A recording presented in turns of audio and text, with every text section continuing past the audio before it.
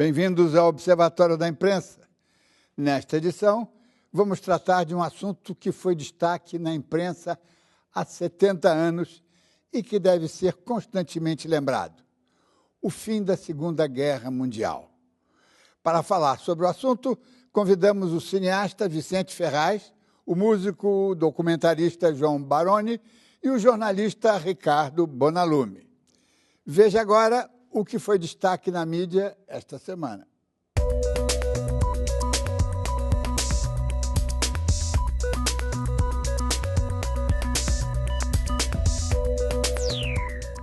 A Sociedade que se Mata, o diagnóstico do pensador espanhol Manuel Castells, corre o risco de tornar-se nosso cartão de visitas definitivo. A decapitação de um jornalista no Vale do Jequitinhonha, interior de Minas, na semana passada, confirma que no item da violência contra a imprensa, nosso país mata mais do que a Síria, é o mais perigoso da América Latina e o quinto mais mortífero do mundo. Ivani José Metzger, de 67 anos, apelidado de O Coruja do Vale, dono do blog com o mesmo nome, estava investigando uma rede de prostituição infantil ao longo da BR-116. A região é uma das mais pobres de Minas Gerais, onde jornalistas fuçadores e investigativos não são nada bem-vindos. Metzger não foi o primeiro jornalista assassinado na região. Seu blog tinha poucos anunciantes e, como a maioria dos veículos interioranos, era autônomo, não contava com qualquer proteção corporativa ou institucional, completamente vulnerável aos políticos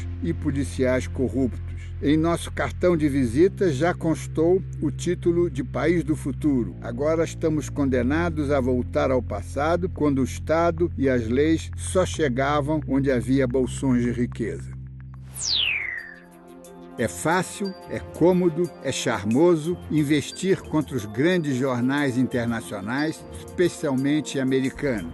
Agora, a acusação é de que o governo Obama mente o tempo todo e não contou toda a verdade sobre a morte do terrorista mor Osama Bin Laden. Mas quando se trata de escancarar as aberrações e idiosincrasias da nossa imprensa, como por milagre, evapora-se a disposição denunciadora e crítica. Difícil acreditar que todos os vícios e manipulações jornalistas só aconteçam e só apareçam numa imprensa considerada no seu conjunto como uma das melhores do mundo. Mais difícil é acreditar que a Inquisição não tenha deixado marcas em nossos costumes e que num sistema midiático oligopolista e altamente concentrado como o nosso, não existam motivos para questionar esse sistema publicamente. Uma visão crítica dos meios de comunicação faz parte das ferramentas de trabalho de qualquer jornalista, mas ignorar o que se passa ao nosso lado, em nossas redações e no conteúdo do que se publica aqui, revela um perigoso tipo de miopia e uma complacência que lembra a hipocrisia. Você já pode participar do debate ao vivo com a sua pergunta através das nossas redes sociais no site do Observatório da Imprensa. No dia 8 de maio, comemoramos os 70 anos do fim da Segunda Guerra Mundial na Europa. Datas não se discutem, são monumentos cronológicos, mas a guerra é um tema em aberto. Guerras estão sempre pipocando, novas, antigas, filhas e netas de sangueiras anteriores, porque guerras são geralmente intermináveis, incessantes e inconclusas. Raras são as confrontações que resultam efetivamente em paz. Este foi o caso da rivalidade entre Alemanha e França, que produziu 3 guerras entre o fim do século XIX e até meados do XX. Quando, enfim, os dois lados decidiram eliminar para sempre os motivos que os levaram às trincheiras, criou-se uma Ilha da Paz chamada União Europeia. A última guerra em que o Brasil se envolveu praticamente não foi travada em nosso território. Pequena parte travou-se no mar e a parte maior no além-mar, mais precisamente na Itália, para extirpar o nazifascismo. Vencemos lá e também vencemos aqui, porque logo depois do regresso dos pracinhas da FEB e dos aviadores da FAB, os ventos democráticos derrubaram o Estado Novo, uma ditadura de 15 anos de cunho fortemente fascista. Neste exato momento, estão sendo exibidos nas telinhas e telões 2 filmes brasileiros sobre a Segunda Guerra Mundial e, com eles, cumprimos o preceito de que, para acabar com as guerras, é preciso lembrar delas em tempos de paz. Do diretor Vicente Ferraz, vamos assistir algumas cenas de Estrada 47, uma ficção tocante, profundamente humana, sobre nossos pracinhas na Itália.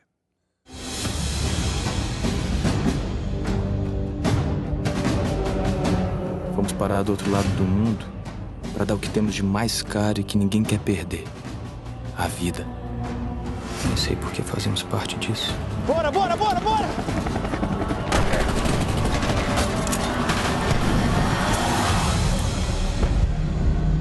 Qualcosa da mangiare, per favore.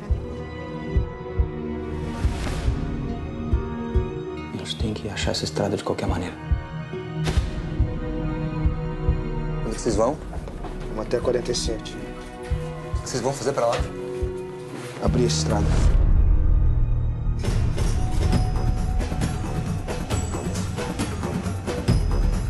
Hast du verstanden? Du schiebst! Ja? Cadê o tiro? Cadê os outros?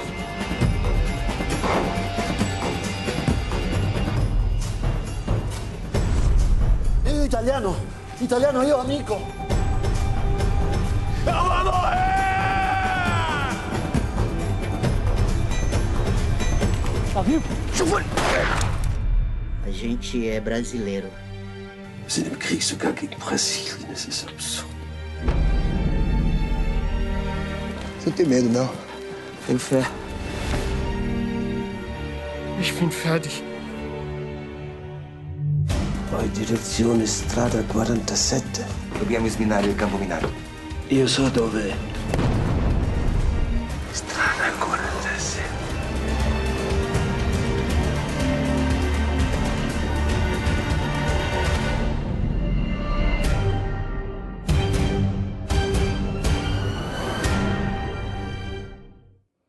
E agora, Caminhos dos Heróis, de João Baroni, conhecido baterista que, por causa do pai Pracinha, tornou-se um devotado cronista da última Guerra Mundial.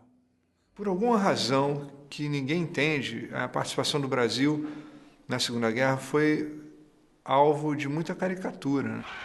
Todo mundo acha que o fronte italiano era uma guerrinha de brincadeira, mas não era. Ainda existia muita resistência dos alemães aqui e muita gente morreu. E os brasileiros botaram um tijolinho nesse esforço de guerra e isso jamais vai ser esquecido. Em setembro de 1939, começava a Segunda Guerra Mundial. Ninguém suspeitava que dentro em breve nós estaríamos envolvidos no maior conflito da história da humanidade. O alinhamento brasileiro com os Estados Unidos resultou num ataque de submarinos nazifascistas aos nossos navios mercantes em 1942. O povo foi às ruas exigindo guerra contra as potências do eixo. E assim o Brasil enviou mais de 25 mil homens para lutar nos campos de batalha da Europa em 1944. 70 anos depois da declaração de guerra brasileira, é criado o Grupo Histórico FEB, Sexto Escalão, que parte do Brasil até a Itália para descobrir a verdadeira história deixada pelos brasileiros naqueles céus e campos de batalha. Qual foi o cenário dos combates? Por que e contra quem lutávamos? Quais as lembranças que a população local guardou dos soldados brasileiros? Chegou a hora de conhecer o caminho dos heróis.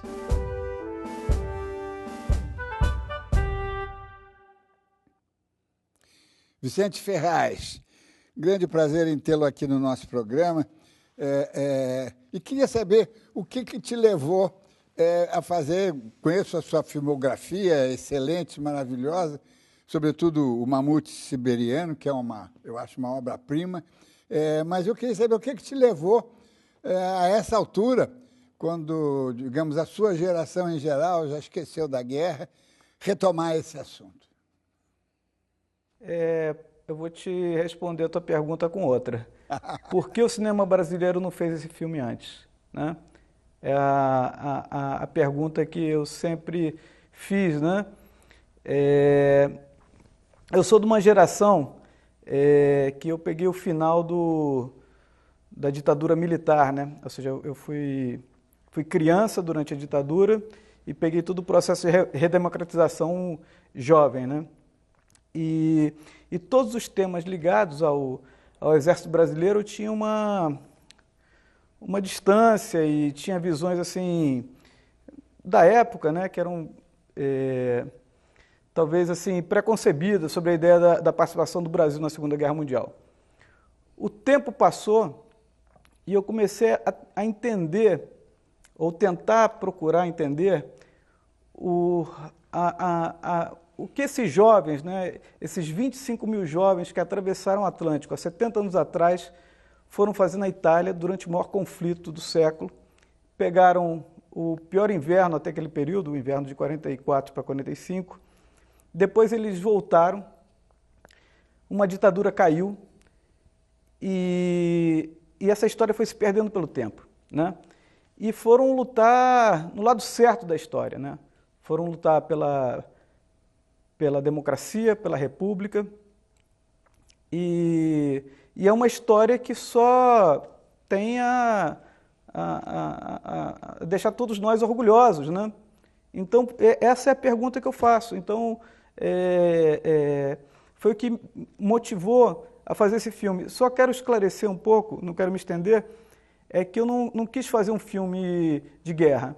Eu quis fazer um filme sobre os brasileiros na guerra, principalmente aqueles que eram os filhos do Brasil, as pessoas mais humildes que foram para a Itália. João Baroni, nós conhecemos, você já apareceu na série de programas sobre a Segunda Guerra Mundial, e quando a guerra começou, então sabemos que foi a figura do seu pai, Pracinha, né? Que voltou da guerra e que te levou à guerra, né? Hoje você, embora continue como um baterista dos Paralamas, você quase grande parte do seu tempo é dedicada à guerra, livros, filmes, documentários, agora mais um. Eu queria que eu ouvisse isso de você mesmo, né? Bom, Alberto, a satisfação está aqui. Eu cresci com esse assunto em casa, né, no ideário, né, dos meus irmãos, do nosso pai como aquele herói silencioso, aquele cara meio misterioso. E a gente, aos poucos, foi vendo que a história dele ela se repetia nesses 25 mil caras que foram para a guerra naqueles tempos. Meu pai teve que ir para a guerra, largou o violão e pegou num fuzil, né, como eu costumo falar. E ele já namorava minha mãe, quando ele voltou, se casaram, enfim. Eu fui conhecendo essa história enquanto filho de temporão. Meus irmãos já falavam que o nosso pai era um herói de guerra e tudo. Enfim, eu fui crescendo com esse assunto em casa. Quando eu era pequeno, enfim, isso povoava a TV, o cinema, filmes, séries de TV. Todo mundo que cresceu nos anos 60 via esse residual da Segunda Guerra na nossa cultura, de alguma maneira. Eu acho que durante os anos, né, do regime militar, havia uma clara intenção de pegar esse assunto dentro daquele contexto, né, do Brasil, ame ou deixo. De alguma forma, a história do Brasil na Segunda Guerra era contada assim com um rompante, assim, parecia que a gente tinha vencido a guerra sozinho, né?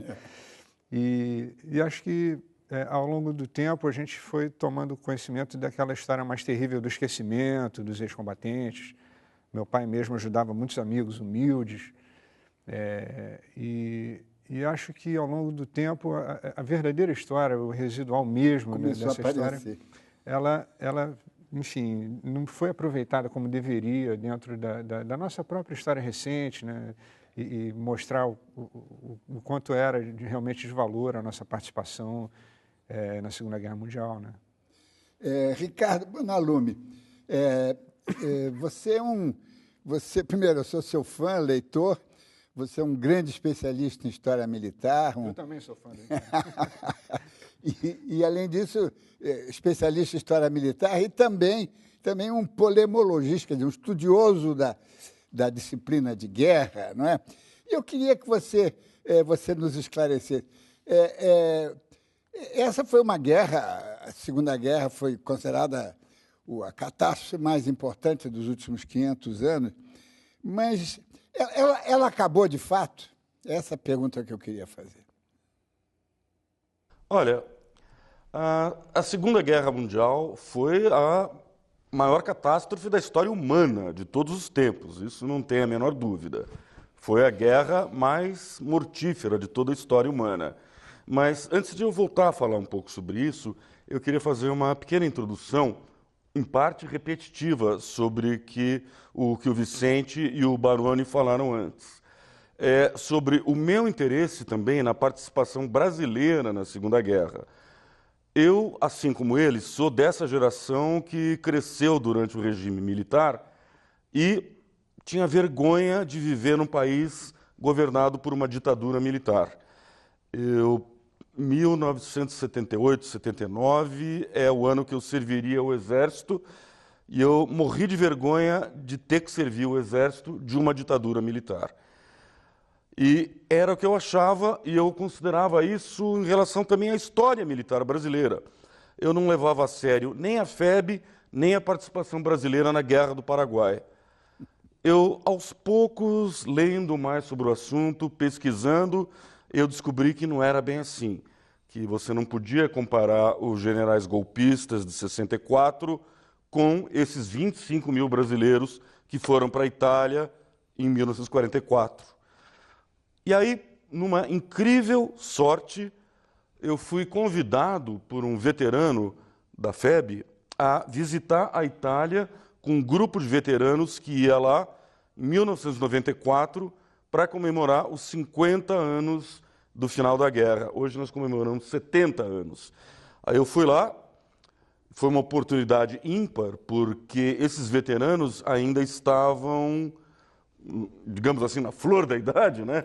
Jovens de 70, 68 anos de idade. E eu fui.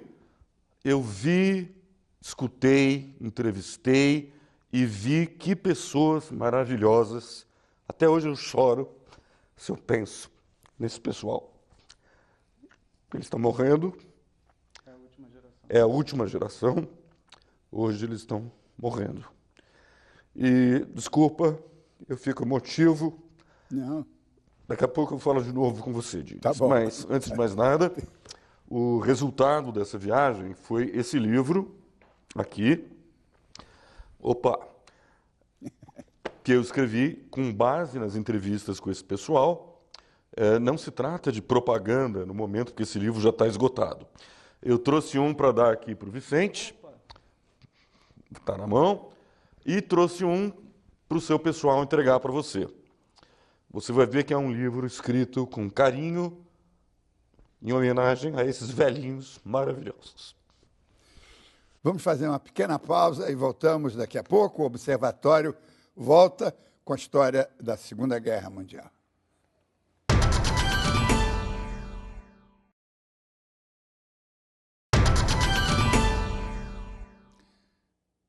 Estamos de volta com o Observatório da Imprensa, que hoje faz uma reflexão e uma rememoração, com muita emoção também, sobre o fim da Segunda Guerra, que não acabou, parece.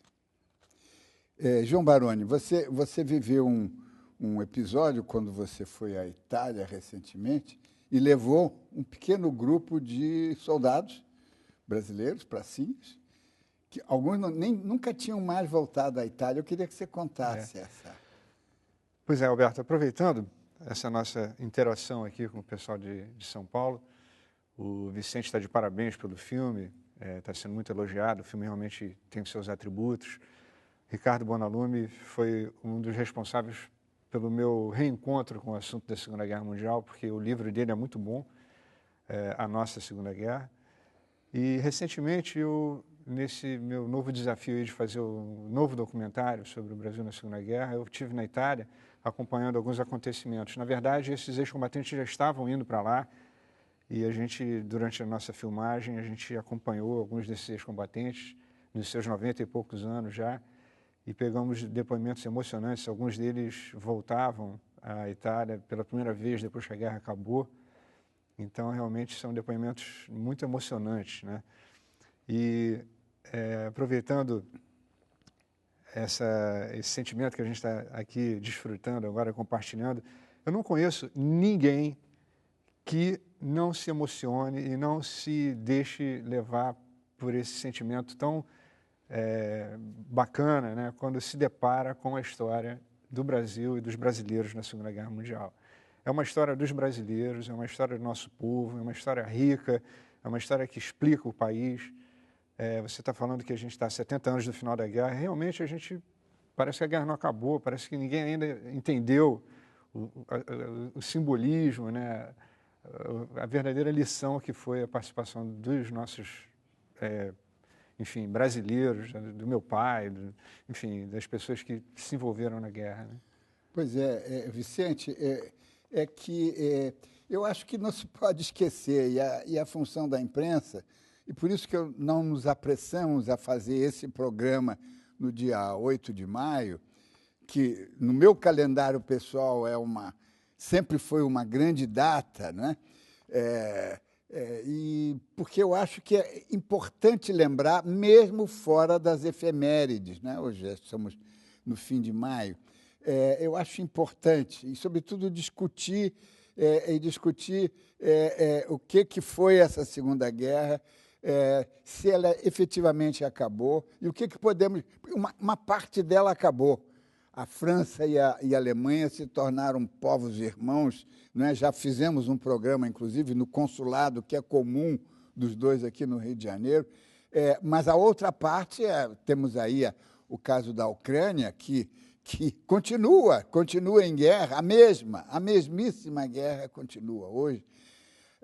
Então, eu acho que a gente tem que ficar lembrando isso constantemente. Mas, Vicente, eu queria que você falasse, quer dizer,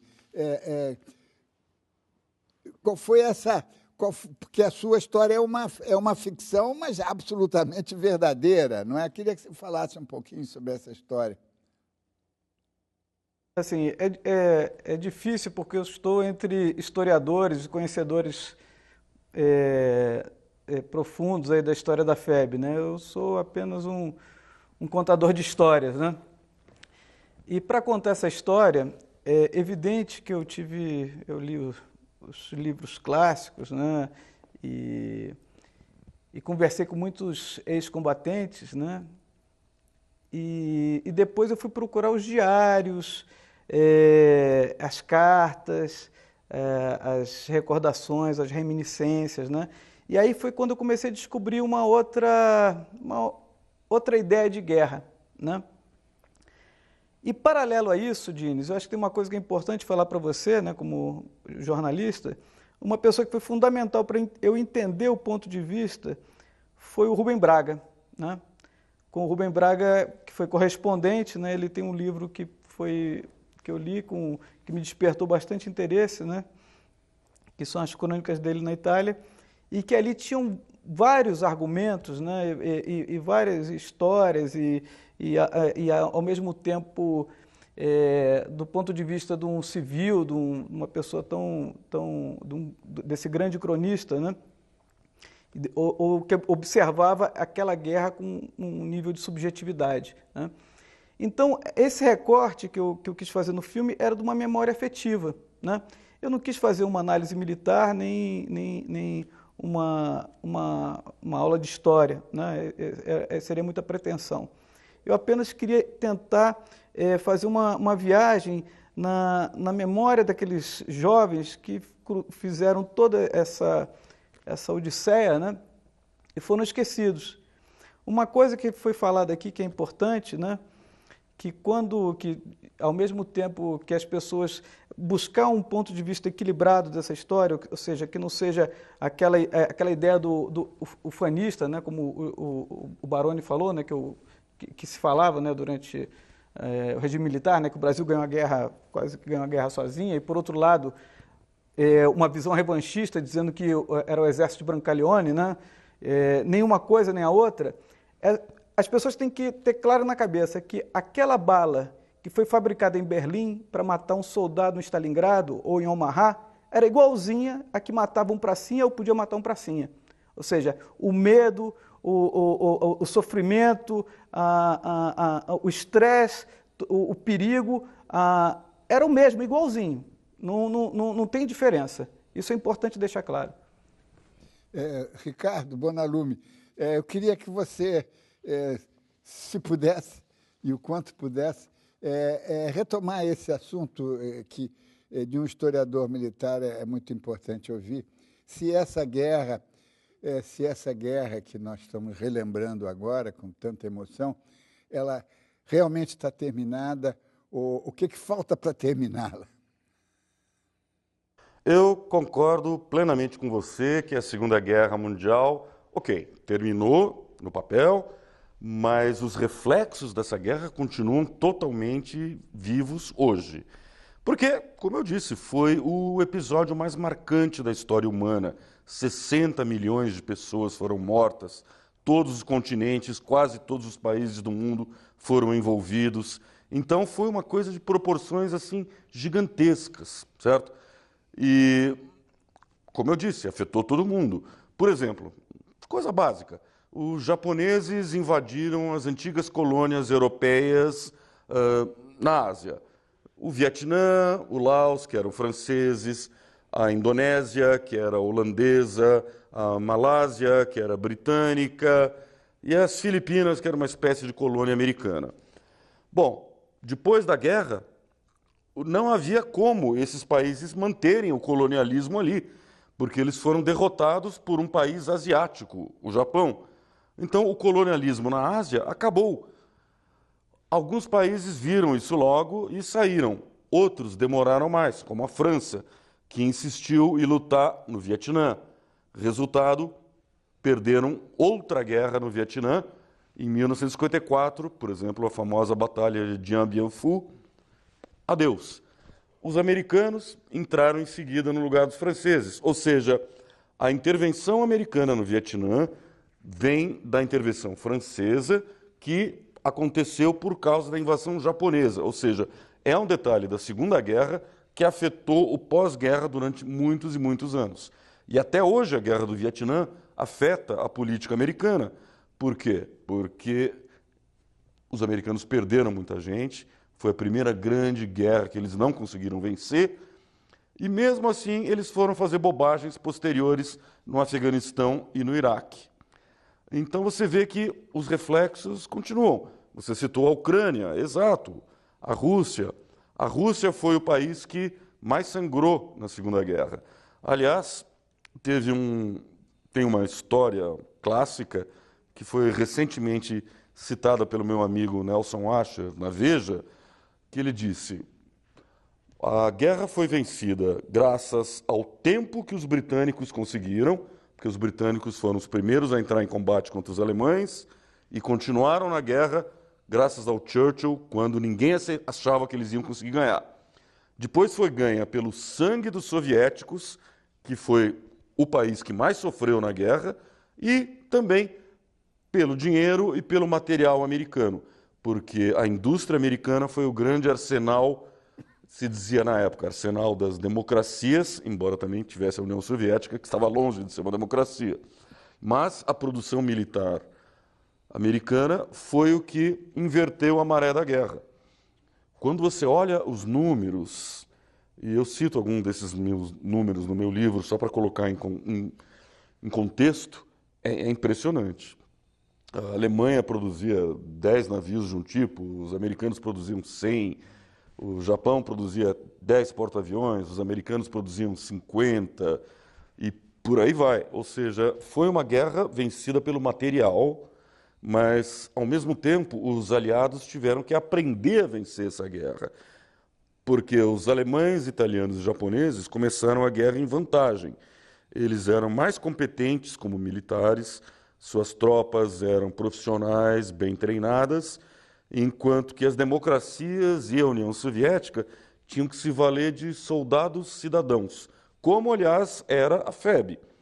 A FEB não era uma tropa regular, profissional do Exército Brasileiro. A FEB, a maior parte dela, era de gente, de voluntários e de gente recrutada para o combate. Ou seja, não eram profissionais. Assim como o grande exército que os Estados Unidos produziu, o enorme exército que a União Soviética produziu, só que esse exército de soldados cidadãos tiveram que aprender a lutar contra os profissionais e venceram. Ou seja, a Segunda Guerra é uma coisa impressionante, porque mesmo hoje você acaba aprendendo coisas sobre ela que continuam surgindo. Mesmo hoje, filmes sobre a Segunda Guerra são produzidos com novidades, livros de história, então.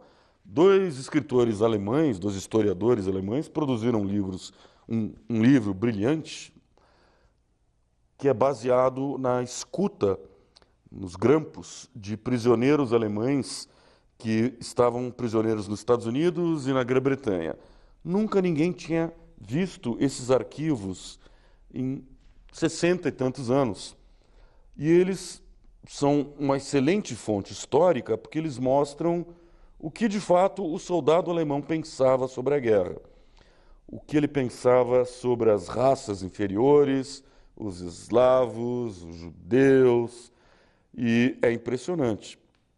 Então você vê, até hoje são produzidos livros com novidades sobre essa guerra e filmes extremamente interessantes. Está aqui o Estrada 47 do Vicente, que eu tive o prazer de resenhar para a Folha, e vamos deixar claro, vamos puxar saco do garoto, o filme é bom. Eu recomendo a todo mundo que veja, e tem uma frase, principalmente, que eu cito na resenha, que é de um personagem do filme que ele diz: um dia isso tudo será esquecido. Eu espero que não seja. Nunca. Não, e para isso estamos aqui, nós, jornalistas, porque essa é a nossa função. Assim como o Rubem Braga ou o Joel Silveira estavam lá no front vendo a guerra, não é? E sofrendo a guerra, e como ele e outros também, o sargento de artilharia Boris Schneiderman, que está vivo em São Paulo, grande professor de literatura russa, que fez um belíssimo livro sobre as suas lembranças de guerra. Então, estamos aqui não deixando ser esquecido. E, a propósito disso, eu queria rapidamente lembrar um episódio que é sobre um militar polonês, Jan Karski. Ele, logo no início da guerra, quer dizer, logo no início, em 42, 43, depois que ele assistiu o massacre do gueto de Varsóvia, pelos alemães, onde o gueto foi arrasado, ele conseguiu escapar e foi, não se sabe como, mas ele chegou a Londres, onde estava o governo polonês de exílio. E ele tinha tudo documentado, tudo que ele tinha visto, os campos de extermínio, o massacre do gueto de Varsóvia, e contou tudo. Foi levado até Churchill para contar e para pedir: bombardeiem os campos de extermínio, vai morrer muita gente, mas pelo menos vai se acabar com o extermínio. Não conseguiu convencer o Churchill. Levaram ele para os Estados Unidos. O Jan Karski chegou até Roosevelt pedindo para acabar com os campos de extermínio, porque aquilo era uma tragédia nunca ocorrida. Não conseguiu convencer. Mas ele fez uma coisa.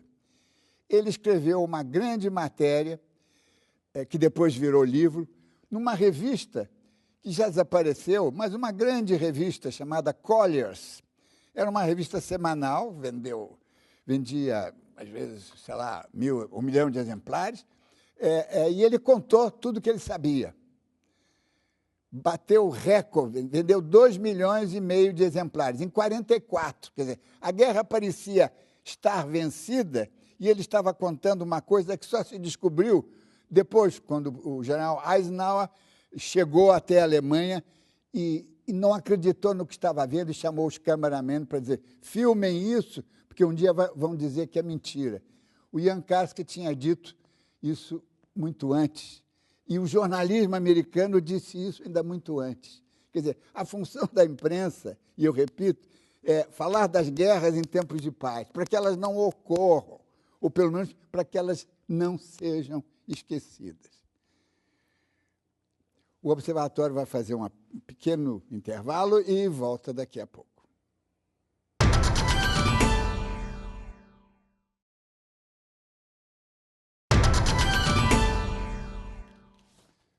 O Observatório da Imprensa está de volta com um programa que relembra e questiona o pouco destaque da mídia brasileira, sobretudo aos 70 anos do fim da Segunda Guerra Mundial.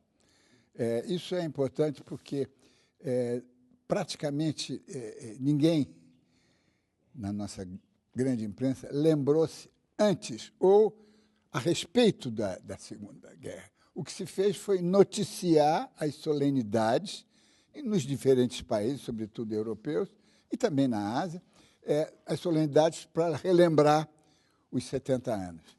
Mas a imprensa brasileira não se preparou minimamente, como nós estamos fazendo aqui, para trazer de volta esse episódio. Porque a geração que está hoje aí, de diferentes idades, ela é toda filha da Segunda Guerra Mundial, de uma forma ou de outra. Os pracinhas que voltaram ao Brasil, que acabaram, indiretamente, acabaram com a ditadura do Estado Novo, alguns desses pracinhas fizeram o golpe militar de 64, que foi a Guerra Fria, e a Guerra Fria é a continuação da Guerra Quente. Então, essas coisas têm que ser relembradas, têm que ser vinculadas, não podem ser passadas assim. Não é importante, todo mundo já deu, e daí? Dá de novo. O que você acha, Vicente Ferraz? É bom lembrar, você citou o 64, né? É bom lembrar as relações do Vernon Walters, né, com Castelo Branco, né? Então, assim, a relação que existia, essa aproximação entre o exército americano e o exército brasileiro, né, na história, né, é curioso isso, né? E apenas citei 2 nomes de 2 pessoas que tiveram uma participação no momento da história brasileira que a gente prefere esquecer, né? Muito diferente da Segunda Guerra Mundial. Eu acho que o que é importante nesse momento é pensar que aquela guerra ela reforça, continua os ideais democráticos. Eu acho que nesse momento que o Brasil vive, né, quando as pessoas saem na rua pedindo uma participação do Exército Brasileiro, uma intervenção, eu acho que é importante deixar claro sempre os valores democráticos, a defesa da democracia, de hoje em dia a gente poder pensar num exército republicano, apartidário, né? E é uma conquista isso, né? Eu acho que isso é uma coisa que tem que reforçar. Esse lado da história do Exército Brasileiro é uma parte da história exemplar. A gente não está falando do Exército de Moreira César, a gente não está falando da Guerra do Paraguai e de outros episódios do Exército Brasileiro. Está falando desse episódio onde que o Brasil esteve do lado certo da história, né? Ricardo Bonalume, eu fiquei muito tocado com a sua lembrança do exército de cidadão, não é? O exército cidadão, não é? Quer dizer, não é de especialistas, mas de cidadãos que são convocados e vão servir e ganham dos profissionais das Panzerdivisionen, da Luftwaffe e assim por diante. Eu queria que você expandisse um pouquinho isso, porque é isso que a gente tem que fazer. A guerra é um assunto, como disse o Clemenceau, a guerra é um assunto sério demais para ser entregue apenas aos generais, não é? Ele disse isso no fim da Primeira Guerra Mundial. Ele era um grande jornalista. Então, nós temos que... O cidadão tem que se lembrar que há um break muito grande no equilíbrio, na convivência, e esse break chama-se guerra. E nós, jornalistas, temos que ficar lembrando isso. Como é que você vê? Bom, só um comentário anterior antes, quando o Vicente comentou sobre o papel do Vernon Walters, né? O Vernon Walters, ele foi adido junto à FEB, né? Ele era um oficial americano que era o oficial de ligação junto com o comando da FEB. Ele era um excelente linguista, ele não sabia português, ele sabia espanhol, mas logo, logo ele aprendeu português. E aí, em 64, ele estava no Brasil como adido militar. Então, existe muita teoria conspiratória sobre o que o Vernon Walters teria feito. Aí eu lembro, porque eu tive a honra de, digamos assim, entrevistar pessoalmente o Vernon Walters, quando ele veio para o Brasil uma vez, e aí eu perguntei isso para ele. Então, general, ele já era general, né? Aliás, ele teve um papel diplomático muito interessante no pós-guerra também. Ele, por exemplo, esteve envolvido na reaproximação dos americanos com a China durante o governo Nixon. Aí eu perguntei para ele, general, em 64, aí ele falou, você acha que generais brasileiros precisariam da minha ajuda para dar um golpe militar? Aí eu falei, bom, tem razão, não tem como responder a isso. Mas isso nos leva à sua pergunta. O Exército, as Forças Armadas em geral, ao longo da história, elas sempre tiveram esses dois polos. O Exército cidadão, a população, a milícia, que se junta em armas, em geral para proteger a sua própria cidade, os seus próprios campos, e os exércitos profissionais, que podem ser regulares, pagos por um governo, ou mercenários. No fundo, não tem muita diferença de quem paga a conta, certo? E isso varia ao longo da história. A Segunda Guerra Mundial, como foi uma guerra que envolveu muita gente, muita coisa, não teve dúvida que foi preciso recrutar a população inteira. O exército americano chegou a ter, acho que 13 milhões de soldados no final da guerra. É uma coisa absurda, quando se pensa hoje. Durante a Guerra do Vietnã, os americanos também recrutaram muita gente. No auge da guerra, eles chegaram a ter 500 mil de soldados no Vietnã. E isso criou um trauma na sociedade americana, porque recrutava gente que não queria ir para a guerra, porque havia uma grande oposição na sociedade civil à guerra. E principalmente entre universitários que preferiam fugir para o Canadá do que ser convocados. No momento presente, a maior parte dos exércitos do mundo é de exércitos profissionais, no sentido de que praticamente são só voluntários, como o exército americano, é um exército só de voluntários. Eles não recrutam mais a população em geral. O exército britânico, que aliás cada vez diminui mais de tamanho, também é de voluntários. E isso é a maior parte do mundo hoje. O exército brasileiro ainda não, porque a gente tem esse mito que veio desde o Olavo Bilac e a sua campanha pelo exército, pelo recrutamento, etc., que o exército é a nação em armas. Mas, na prática, o exército brasileiro já é um exército profissional, porque, pelo tamanho dele, ele recruta por ano apenas uma parcela muito pequena da população dos adolescentes de 18 anos, certo? Então, hoje em dia, quem não quer servir no exército, não serve. Quem quer, serve. Então, não chega a ser profissional no sentido de um exército muito bem treinado, hipertreinado, muito bem armado, mas é profissional nesse sentido, certo? Então, como eu disse, a cada momento histórico existe um tipo de exército, um tipo de modo de recrutar os soldados.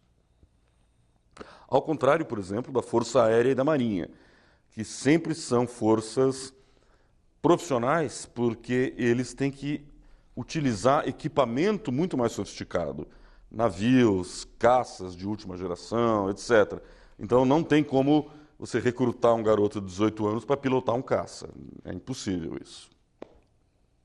Vicente, Depois desse seu filme, que eu tenho certeza que já está fazendo sucesso, mas vai fazer um estrondoso sucesso de bilheteria, e acho que os telespectadores do nosso programa, os que estão assistindo o Observatório, vão ser mensageiros para motivar a sociedade a relembrar aquele momento. Mas você pretende continuar nesse veio ou você vai dar uma volta por cima?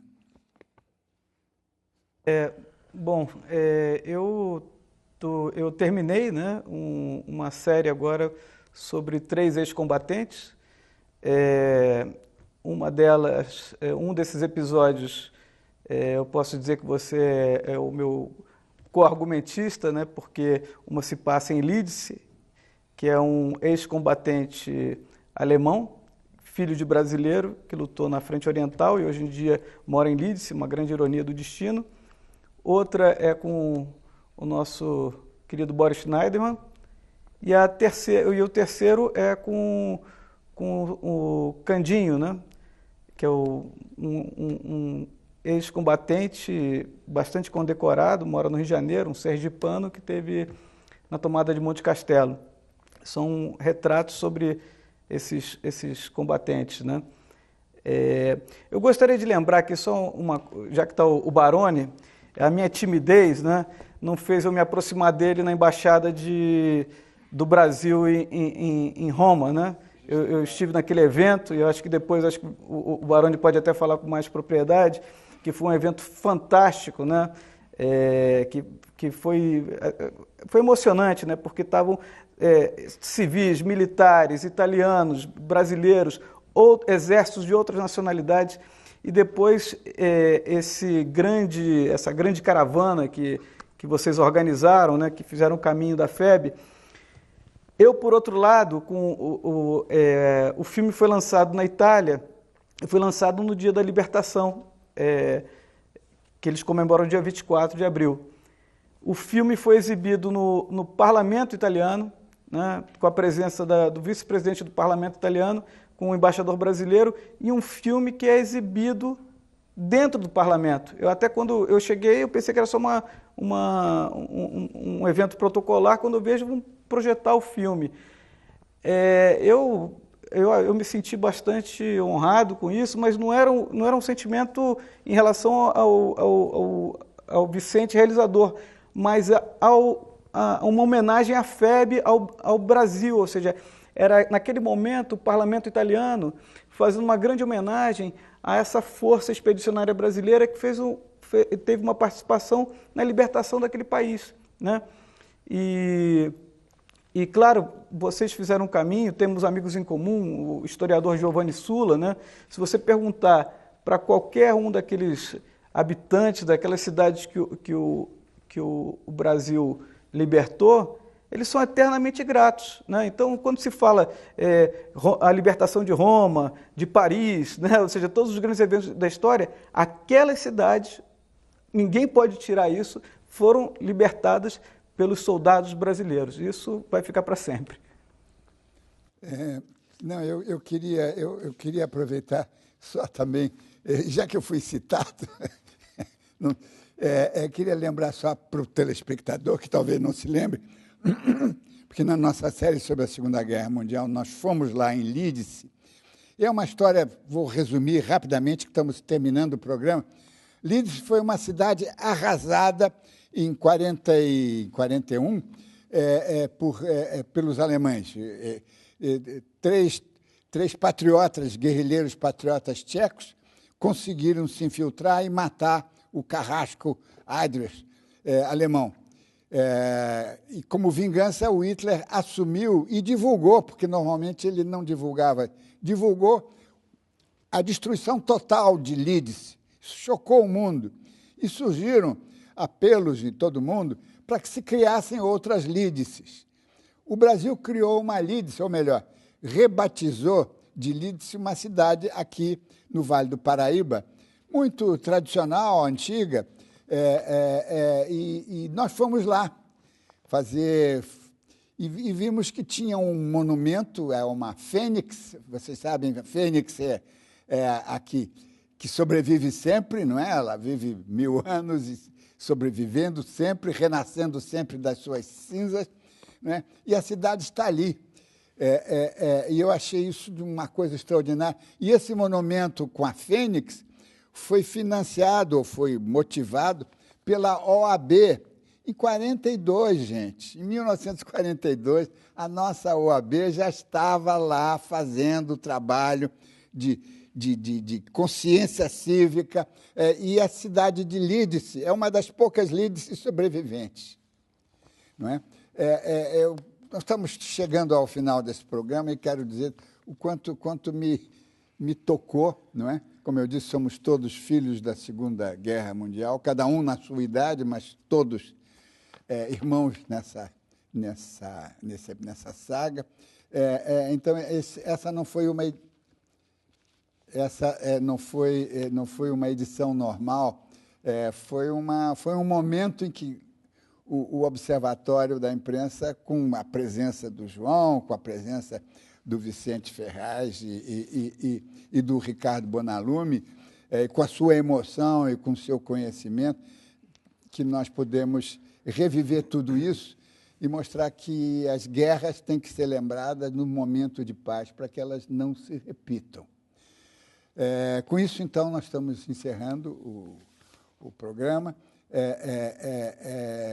e agradecendo de novo aos presentes a atenção de todos e lembrando que o Observatório da Imprensa está aí, né? E sendo acompanhado sempre, você vai sempre se lembrar do nosso mote. Você nunca mais vai ler jornal do mesmo jeito. Na próxima semana, nós vamos fazer um programa sobre a guerra interna, a guerra da violência, que está ferindo profundamente o jeito brasileiro de ser. Não perca, na próxima semana, no Observatório da Imprensa. Boa noite.